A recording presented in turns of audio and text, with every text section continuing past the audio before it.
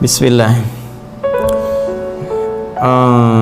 Doain saya ya saudara-saudariku dimanapun kalian berada. Saya dijadwalkan operasi usus buntu besok jam 10. Maksudnya hari ini ya, karena kita lihat nih 13 jam yang lalu.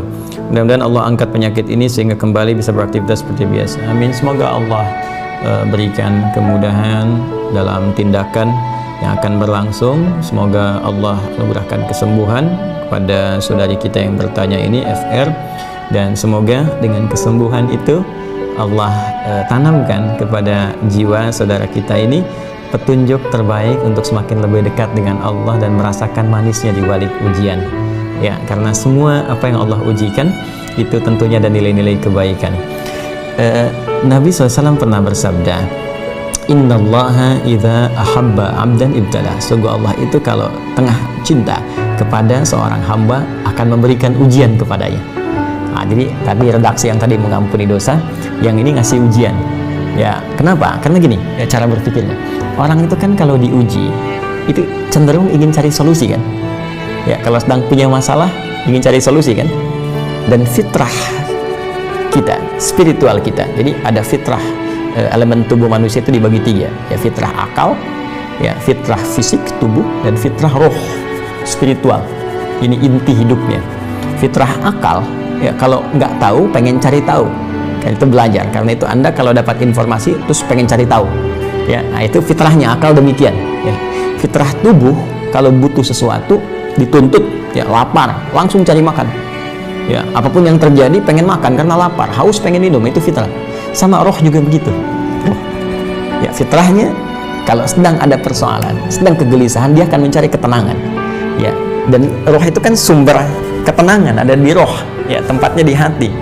Karena itu, karena dari hati sumbernya menjadi perasaan, rasa itu kan gelisah, tenang, ya, dan sejenis-sejenisnya atau ragam-ragamnya. Nah, masalah itu kan cenderung menghadirkan kegelisahan kan. Orang punya masalah pasti gelisah. Lawan dari gelisah itu tenang.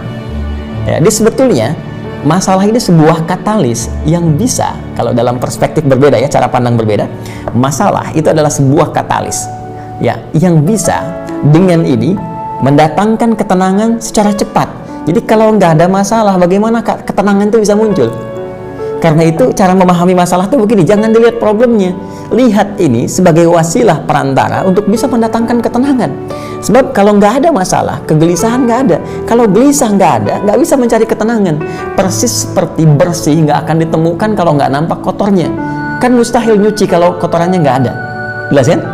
Dari sini, ketika Allah memberikan ujian berupa persoalan, sebetulnya jangan dilihat kepada ujiannya, tapi lihat responnya, reaksinya terhadap persoalan yang muncul ini. Bukankah dengan persoalan itu Anda semakin menunjukkan doa? Belum apa-apa sudah berdoa, ya Allah tolong mudahkan. Tuh, disebutkan Allah. Tiba-tiba kalau semakin naik nih, ya, katalisnya semakin naik nih, katalisatornya naik masalahnya. Bukankah ditopang dengan amalan? Ya, selain hanya dengan lisan bentuk doa itu jadi amalan fisik. Tiba-tiba tahajud kan, baca Quran. Ayo, siapa yang saat sedang punya masalah terus malamnya tahajud sambil nangis, ya? Siapa yang tiba-tiba rajin puasa mendadak soleh, ya? Nah, terus siapa yang tiba-tiba baca Quran? Tapi ya ini jalan, dan dari satu kebiasaan itu, ya, baru tahajud, kemudian baca Quran, boleh jadi ini menjadi sebuah kebiasaan yang terus berlangsung dan dipertahankan.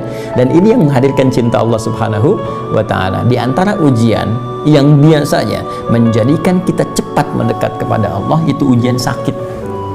Karena itu dalam sakit ada ampunan. Ya, betapa banyak orang sakit menyebut nama Allah, terus mendekat, berdoa. Karena itu ampunan diturunkan.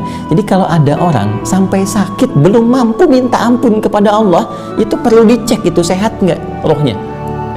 Karena yang sehat itu mesti 3, bukan cuma fisik. Mungkin fisik sehat, akal sehat, roh tidak sehat. Ini masalah. Ya, pasti masalah. Demikian bisa rohnya sehat, kemudian fisik sehat, akal nggak sehat juga bermasalah.